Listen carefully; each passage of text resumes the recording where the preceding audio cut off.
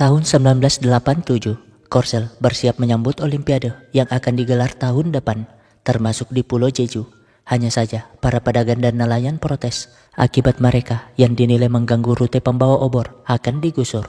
Dan biang keroknya, siapa lagi kalau bukan si kambing satu ini yang justru membela pihak pemerintah. Padahal mah jelas-jelas dia disuap. Sehingga sebagai perwakilan, Esun baring di sana, gak peduli jika si kambing pengen melindasnya.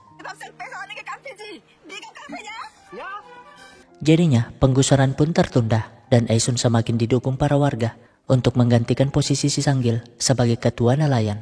Yang pasti Guangsik selalu mendukung.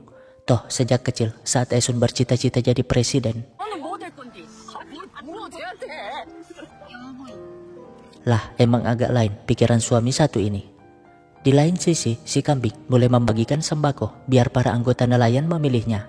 Tapi meskipun diterima, mereka tetap protes, utamanya Nenek Wati yang lebih mendukung Esun sebagai ketua nelayan.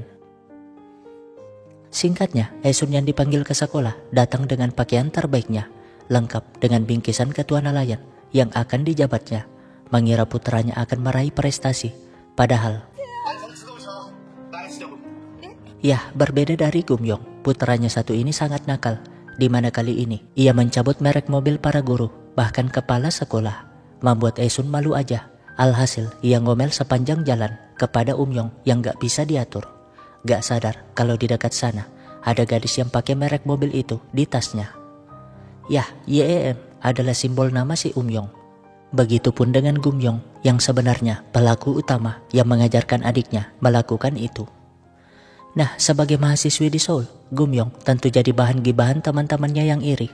Apalagi Gumyong pulangnya selalu dijemput mobil oleh pria ganteng. Dan dia memang sengaja menunjukkan itu. Sanggil sendiri ternyata dekat dengan pengurus Olimpiade bernama Misuk. Selain dapat uang dari penggusuran, si kambing juga diam-diam selingkuh. Namun, lah dia malah kepergok dong. Kan nama baik si kambing semakin buruk. Dimana pada akhirnya Esun akhirnya terpilih sebagai ketua. Membuat Sanggil hanya bisa iri.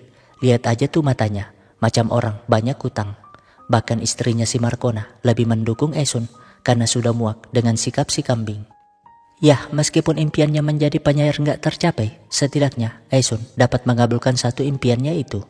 Hanya saja kesibukannya membuatnya nggak sadar dengan putranya yang diam-diam bermain api. Di lain sisi, pria bermobil ini ternyata bukan pacar Gumyong, tapi supir dari anak kaya yang Gumyong ajar. Toh sampai sekarang Gumyong masih pacaran dengan si Yongbom yang lagi wajib militer. Namun Yongbom yang cuti jelas terkejut melihat Gumyong berada di mobil mewah itu. Jadinya Yongbom pun mulai curhat kepada teman-teman kampus yang pastinya mereka manas-manasi si Yongbom untuk putus karena yang satu ini suka kepada Yongbom.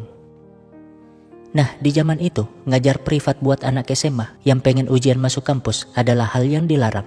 Makanya Gumyong selalu ngaku kalau supir ini adalah pacarnya. Lagian saat privat, Gumyong gak benar-benar mengajar karena siswanya bernama Jenny adalah anak pemalas. Gumyong sih gak peduli, yang penting mah ia dibayar mahal karena setiap pulang ia bebas mengambil bayarannya yang ada di guci itu.